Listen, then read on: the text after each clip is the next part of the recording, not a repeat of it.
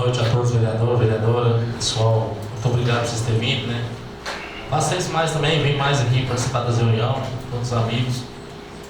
E antes de dar meu voto aqui, eu quero dar meu parecer, porque eu também como CAC, né? Se eu votar não, também eu vou estar jogando perto de mim mesmo. E quero ressaltar aqui também que um documento hoje como CR não dá autoridade de você matar animais, né, que não pode matar, né? E o javali, infelizmente, está acabando com muitas lavouras, né? Os pequenos produtores, os grandes produtores sabem que passa com isso, né? E os atiradores esportivos também fazem isso porque gostam. Então, eu acho que não vai ter nada mais, nada menos do que ter um dia, né, específico para isso. Então, quero deixar bem claro aqui que meu voto é sim. E muito obrigado a vocês por terem vindo aí fazer parte da nossa reunião. Um abraço. Como voto, o vereador Danilo Silva Vieira.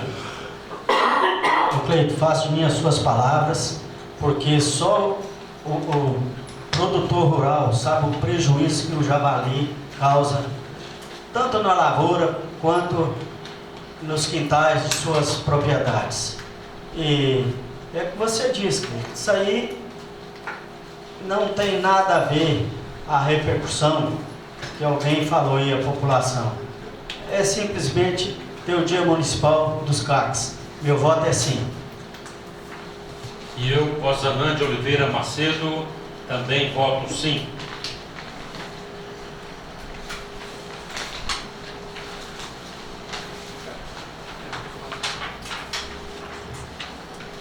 Projeto aprovado. Primeira discussão.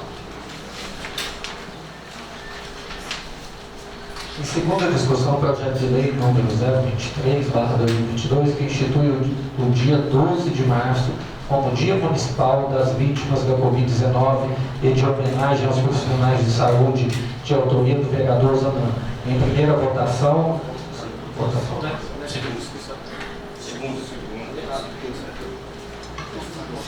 Em segunda votação...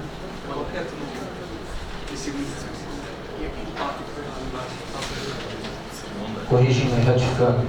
Em segunda votação nominal, solicito ao primeiro secretário Zanã de Oliveira Macedo que faça a chamada dos vereadores, aos quais responderão sim ou não. Como vota o vereador Tiago Nunes Menezes da Silva? Voto sim. Como vota a vereadora Anne Rose Vieira Freitas? Voto sim. Como vota o vereador Jair Pires? Eu voto sim. Como vota o vereador Cleiton Dias da Silva? Voto sim. Como vota o vereador Danilo Silva Vieira? Sim. Como vota o vereador Nevilson Ribeiro? Meu voto é sim. Lembrar, né, gente, que o ano passado, nessa época aí, a gente estava aí perdendo vários amigos. Infelizmente foi muitas percas. Espero que a vacina aí vem para derrubar essa terrível doença. Meu voto é sim. Como vota o vereador Claudimar Vilela de Jesus? Meu voto é sim. E vemos aí, como você falou, né, o vereador, a vacina veio realmente para somar, já está entrando aí já na quarta dose, né? Então, veio para mostrar que a vacina realmente é eficaz. E chamar um pouco aí a atenção de todos sobre a questão da dengue, né? Sempre uma doença vai embora, mas a outra está chegando, né? Então, com essa questão aí do Covid, as pessoas esqueceram um pouco essa questão da dengue. E a dengue chegou aí realmente para beijar e pegar. Então, vamos ficar alerta aí, pessoal, aí com seus quintais aí, porque a dengue está aí realmente para avassalar com as pessoas, principalmente no nosso município. Como vota o vereador Arthur Bruno Leves Menezes? Sim. Como vota o vereador Donilson Nunes Silva? Sim. Eu, Osanã de Oliveira Macedo, também voto sim. E gostaria de agradecer aí aos nobres vereadores pelo apoio a este projeto. Como no mundo nós temos vários dias para se celebrar, né? Como o 7 de setembro, as vítimas da Segunda Guerra e outros dias que a gente comemora. não comemora, faz uma lembrança. Então esse dia será para nós. Nós vamos fazer, né, o dia 12 de março, quando for instituído, sancionado certinho, nós vamos poder, né, homenagear a quem nós amamos, que partiu, né, às vezes tão precocemente. Vamos fazer desse dia sim um dia assim que nós vamos lembrar, né, a todos os nossos amigos que partiram desta vida, mas, né, que deixaram esse legado junto a todos nós. Muito obrigado. Projeto aprovado. Gostaria, Zona, de parabenizar pelo projeto, né? Projeto muito importante. E falar que o presidente não vota, né? Mas sou pró-armas e concordo, a gente vê aí, os jabalis, eles têm dado prejuízo aí à sociedade do campo. E quero falar para vocês que temos uma reunião extraordinária para já aprovar o projeto. Então, se vocês quiserem esperar, certo? No grande expediente, fará uso da tribuna livre os inscritos. Mário Quinchalla Neto, ele é coordenador do grupo Pro Armas do Canil do Caçador de Uberlândia, Minas Gerais. A tribuna já está livre, já está disponível.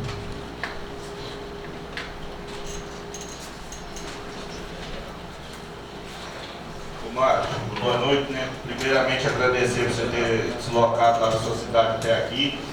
Queria assim que você desse uma explanada boa para o pessoal que está assistindo de casa, assim, a respeito das doenças que o javali pode estar transmitindo, que eu acho que poucas coisas que segurou o nosso Brasil de pé aí foi a economia da agropecuária, o risco de transmitir a fetose, os prejuízos. Nós temos mais um produtor ali também que vai dar uma explanada para nós a respeito tantos prejuízos que ele teve esse ano. Dá uma explanada boa para a sociedade aí, pra gente, a respeito do nosso projeto. Então, obrigado.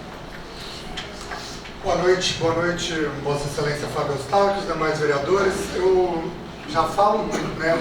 O Thiago Gatinho ainda pediu para explanar ainda mais, eu vou tentar ser breve, apesar do assunto ser muito complexo e de suma importância, né? Prova disso que a casa está cheia, nós temos cada vez mais pessoas interessadas nesse assunto, por isso eu parabenizo todos os vereadores por colocar em discussões temas tão polêmicos quanto esse. Eu sei que a população fica dividida, né? As informações não são muito coerentes, as informações não chegam para todos de forma correta, então às vezes aqueles que não têm acesso à informação correta acabam ficando divididos com esse tipo de assunto.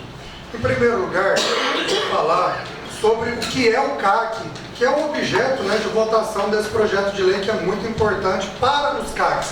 O CAC é um cidadão comum que se dispôs a ser caçador, atirador, colecionador, a se envolver com armas de fogo.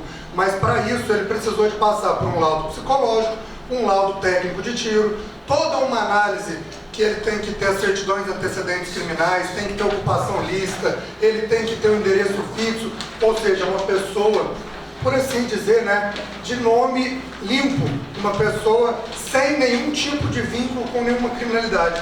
Por isso é importante a gente deixar claro, esse projeto de lei não abrange toda a população, abrange os CACs, que realmente são pessoas que passam por um processo muito burocrático, muito penoso e muito técnico, com bastante critério psicológico e teórico de manuseio de armas de fogo. Então são pessoas que realmente estão preparadas para a utilização dessas armas de fogo, seja no clube para fazer uso como atirador desportivo, que é uma coisa que a gente esquece no Brasil, que nós temos esportes olímpicos, e o Brasil vai muito bem nessas modalidades, precisamos de incentivar os esportes, e os esportes de tiro têm crescido muito, vários clubes aumentando aqui no Triângulo Mineiro, na Uberlândia nós já estamos com 7 clubes de tiro. Espero, num futuro próximo, vir aqui no Prata para a gente inaugurar um clube de tiro aqui. Eu acho que é importantíssimo que todas... Já temos um? Então, bacana, né? Parabéns. Eu acho que é importantíssimo nós termos oportunidade para as pessoas treinarem. Afinal de contas, não basta ter armas, tem que estar preparado para utilizar essas armas de fogo. Por isso a gente incentiva tanto que tenham novos clubes, as pessoas se treinem e preparem para isso. Dito, quem são os CACs, né? Para vocês terem noção que não é qualquer pessoa que vai sair por aí tendo acesso às armas, a gente precisa entender a legislação que abrange os CACs. Nós, CACs, podemos ter até 90 armas de fogo, comprar até 5.000 munições para cada uma dessas armas por ano. realmente temos um arsenal. Isso está previsto em leis federais, não compete, né, realmente ao município discutir isso ou não. A população, gostando ou não, pode se discutir no futuro, tentar projetos para vetar. Tem projetos em tramitação na Câmara dos Deputados. No Senado, nós temos a PL 3723 que está para ser aprovada, que traz um pouco mais de segurança, às vezes regride um pouco, eles colocam emendas que não são favoráveis, às vezes caminha para a pauta armamentista. Mas o que eu quero dizer é que nós temos acesso às armas e temos muitas armas. E, recentemente, num dos decretos 10.629, ficou caracterizado o porte de trânsito, ou seja, nós caçadores, atiradores, colecionadores, sempre que tivermos na finalidade, no exercício específico da atividade, se você estiver indo para o clube de tiro treinar ou para a fazenda fazer o manejo de javali, você pode estar com uma arma de fogo curta, municiada, para pronto uso, para sua vida e proteção do seu acervo. Então nós já temos esse decreto que nos resguarda nessas questões.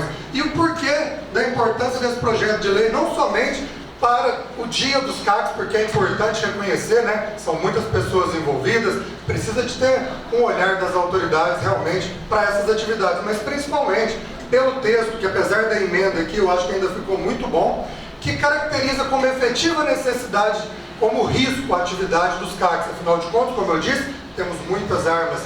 Somos vulneráveis. Uma pessoa com uma faca me pega entrando na caminhonete, me faz ir na minha casa e entregar todas as armas. E qual a consequência disso para a população? São armas nas mãos dos criminosos. Por isso nós estamos trabalhando em cima dos pedidos de porte para os CACs. Porque o porte, diferente do porte de trânsito que é regulamentado hoje pelo Exército Brasileiro, e nós temos direito, como eu disse, de portar uma arma de fogo sempre que tiver com a finalidade, o porte é abrangente. Ele vai nos resguardar em todas as situações. Afinal de contas, o Mário que está aqui hoje falando nessa tribuna não é um Mário diferente do que estava ontem caçando. Se ontem eu poderia portar uma arma de fogo curta para proteger o meu acervo, por que hoje eu não poderia portar uma com a mesma finalidade também? Então lembrando que os CACs passam por treinamentos, passam por avaliação psicológica e obviamente por terem muitas armas são vulneráveis. Por isso a gente tem feito esse trabalho junto aos municípios e nós já temos vários municípios que aprovaram. Só para citar, no Triângulo Mineiro nós já aprovamos em Canápolis, Capinópolis, Campina Verde, Iturama e vários outros estão com projeto em tramitação, tenho certeza que nós vamos aprovar. E qual é a importância e qual é a consequência dessa aprovação?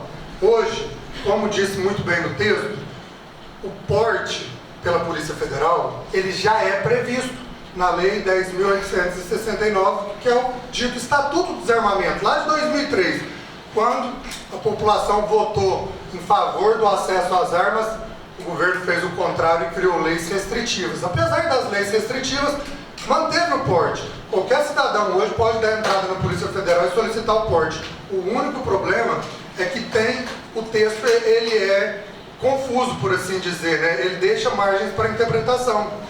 Quem dá o porte é o delegado da Polícia Federal e ele tem que entender que tem realmente uma atividade de risco, que realmente tem efetiva necessidade do pedido daquela pessoa. E na maioria dos casos, isso não tem sido atendido, eles têm negado. Então esse projeto de lei traz, tão somente para quem está solicitando o porte, quanto para o delegado da Polícia Federal, um pouco mais de tranquilidade na decisão a ser tomada. Não é uma coisa imediata, não é aprovando esse projeto, os CACs vão ter porte, o processo continua o mesmo. Todos os CACs têm que dar entrada na Polícia Federal, se submeter à avaliação do delegado de Polícia Federal. Mas ele traz sim um pouco de segurança, mas sobretudo, a principal importância desse projeto é trazer reconhecimento aos CACs. Vocês, do município do Prata, estão sendo amparados pelos vereadores.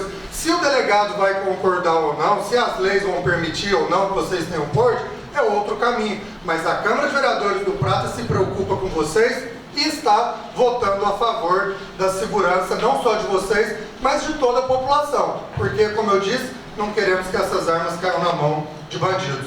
E aí, em paralelo a isso, né, eu sou coordenador do ProArmas, o que nós temos feito? Mudou a superintendência da Polícia Federal. Nós estamos fazendo um trabalho de cima para ter uma padronização, para que todos os pedidos sejam analisados da mesma forma. Então nós estamos caminhando nas bases para aprovar os projetos de lei no município e em cima para que a Polícia Federal padronize, para que todos os delegados sigam o mesmo padrão. A nossa expectativa é que isso funcione e que os senhores CACs que tiverem interesse, né, porque o processo é complicado, é caro, é mais trabalhoso do que o processo de CR, inclusive, mas os senhores que tiverem interesse podem entrar com pedido de porte e provavelmente ele vai ser deferido pelo delegado. Bom, dito isso, né, eu vou fazer uma pequena explanação do que o Thiago falou com relação aos problemas do javali. Os problemas do javali não envolvem Polícia Federal, não envolvem Exército, não está diretamente linkado às armas de fogo. Quem regulamentou o manejo de javali em todo o território nacional foi o IBAMA. Por que o IBAMA fez isso? Como muito bem disse a vereadora, nós não queremos de forma alguma prejuízo aos animais silvestres. E é justamente por isso que o IBAMA liberou o manejo do javali, porque o animal é exótico, é um animal que não faz parte da fauna brasileira. Não se iludam, o IBAMA não está preocupado com os produtores rurais e o tamanho do prejuízo que o javali traz para a lavoura. Isso é muito grave, traz um problema financeiro para o Brasil de uma forma geral, mas isso nunca foi motivação para um órgão ambiental se manifestar ainda mais numa situação tão polêmica como essa. O manejo de javali foi liberado tão somente porque ele traz justamente prejuízo ao meio ambiente. Onde o javali entra, ele destrói as nascentes, ele compete por alimento com os animais silvestres, ele por ser onívoro se alimenta de outros animais de outras espécies. Como consequência, ele traz um prejuízo enorme para o meio ambiente. E aqui precisamos fazer um parênteses para deixar muito bem separado. Quem são as pessoas ambientalistas, aquelas que estão preocupadas com o meio ambiente, e os animalistas, que são aquelas pessoas que estão preocupadas exclusivamente com os problemas de um animal específico ou outro, mas não conseguem enxergar o contexto geral e acabam prejudicando o meio ambiente em desfavor de uma situação individual. Então o javali é de fundamental importância que seja feito o manejo. E uma outra questão que é muito importante e pouco discutida, e essa sim, pelo aspecto financeiro, motivou o IBAMA a liberar o manejo de javali, que são as questões sanitárias. O prejuízo para a agricultura, né? O produtor planta mais o ano que vem, o produtor dá um jeito.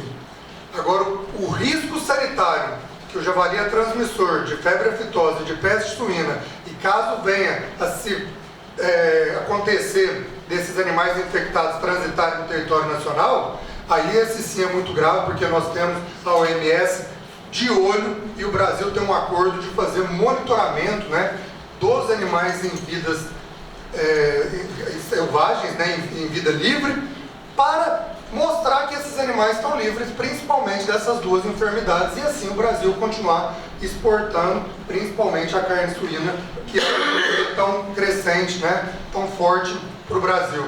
Então são esses os motivos principais da importância do manejo de javali. Mais uma vez, né, parabenizo os senhores da casa, parabenizo os amigos CACs, simpatizantes e produtores presentes. Essa participação de vocês pode ter certeza que é fundamental. Como disse o vereador, venham mais vezes. Essa casa está à disposição da população. E esse ano, especialmente, que é um ano político, nós temos que ter muita atenção com isso. Façam o voto de vocês de acordo com os interesses. Cobrem os seus políticos, porque eu tenho certeza que todos estão aí para trabalhar e para fazer a vontade da população. Agora, se vocês se omitirem e não participarem, eu tenho certeza que teriam talvez dificuldade de aprovar esse projeto. Por isso, parabéns para cada um de vocês e obrigado pela oportunidade.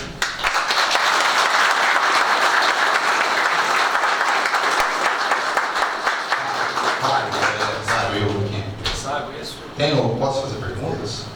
Pode. Mário, eu queria entender assim, e até que eu gostaria que você explanasse, se existe algum estudo com exemplo, o número aumentando de CACs, né, e a proliferação do javali, se tem algum contexto lá no futuro que pode ser que venha a zero essa proliferação, ou não existe? Basicamente os números, né? Quantos javalis, se existe algum estudo dessa forma, até para o pessoal de casa entender a importância dos CACs estarem nas fazendas, fazendo a lavagem desses animais, existe alguma coisa desse tipo? Então, infelizmente, né, o nosso órgão regulatório, que é o IBAMA, cria muitas burocracias. Para se ter ideia, todas as fazendas que nós vamos fazer o manejo, tem que fazer o cadastro prévio dessa fazenda. Tudo bem que é um site, é eletrônico, você faz online, né? Mas é uma burocracia a mais e ela não traz uma tabulação de dados. Se trouxesse, seria muito importante. Nós somos obrigados a apresentar para o IBAMA relatório de cada propriedade que a gente faz manejo e quantos animais são abatidos. Mas o IBAMA nunca apresentou um relatório desses números. O que nós temos hoje de realidade são estudos, principalmente de universidades, que mostram o avanço. Para te resumir, a minha experiência é que nós não temos a menor possibilidade de controlar o javali. Nós temos que aprender a conviver, incentivar os controladores, né? Nós que fazemos o manejo de forma voluntária, e aqui gostaria de fazer uma ressalva, é o maior projeto ambiental voluntário do mundo. Nenhum outro projeto no mundo envolve tantas pessoas trabalhando gratuitamente em prol do meio ambiente como o manejo de javali é feito no Brasil. E é gratuito para o Estado, porque para quem faz o manejo pode ter certeza que é muito oneroso, as armas são caras, o processo é caro, as munições são caras, é difícil fazer realmente esse manejo. Você pega países como os Estados Unidos, onde o número de armas é muito maior do que o Brasil, as políticas públicas são voltadas para incentivar esse tipo de atividade, e lá eles não conseguiram acabar com o javali. Lá eles usam helicóptero, que aqui é proibido fazer tiro embarcado, lá eles usam, lá eles põem veneno, usam dinamite, faz tudo possível realmente para tentar exterminar e não acabaram. Aqui, onde nós gastamos basicamente 1 ano para ter acesso a uma arma de fogo. Como eu disse, o processo CE ele é penoso, ele é burocrático. Nós estamos lutando contra o sistema. Apesar disso, tem feito efeito. Tem vários produtores aí, tem vários caçadores que têm conseguido diminuir a população. O que precisa de mais incentivo, que mais pessoas se envolvam. Eu diria para você que o cenário não é favorável para erradicação, porém, ele é favorável sim para manutenção, para que a gente consiga controlar, não vai ter um excesso muito grande da população de javali. Vamos ter que aprender sim a conviver com eles, o produtor tomar suas medidas aí para amenizar o prejuízo, mas não vamos ficar livres do javali nunca. É um animal extremamente adaptado, é um animal muito precoce. Na pecuária a gente sempre busca isso, né? A heterose, fazer o cruzamento industrial. Isso é o melhor cenário para a pecuária hoje desenvolvida. E no javali isso foi feito, só que de forma natural. Nós pegamos o javali, que é um animal muito rústico, e ele cruzou com o nosso porco caipira, nosso porco de granja, que muitas das vezes foi selecionado, melhorado, preparado. É um animal extremamente precoce, é um animal prolífero, é um animal que com 4, 5, 6 meses já está parindo, já está se reproduzindo e traz 10, 15 filhotes em cada ninhada. Então é um animal que realmente é muito difícil o controle, justamente pela velocidade de proliferação dele. E aí nós temos hoje no município do Prata várias propriedades que, por ideologias individuais, até um alerta, um apelo que eu faço aos senhores, que conversem com esses produtores rurais que não permitem o manejo de javali na propriedade deles. Então elas acabam se tornando um santuário, um criatório de javali, dificultando ainda mais que os caçadores possam diminuir essa população. E se para tirar o porte, para nós ter um CE, para tirar o porte nós podemos de dentro das mil, tem que ter um despachante? Bom, nem o CE e nem o porte e nenhuma das atividades que envolvem armas de fogo é necessário o despachante. Cada pessoa pode entrar individualmente e fazer o seu processo. Eu, particularmente, não só por eu ser despachante e estar nessa atividade há muitos anos, mas eu me tornei despachante justamente pela dificuldade em acompanhar o processo. As leis mudam muito rapidamente. Na verdade, os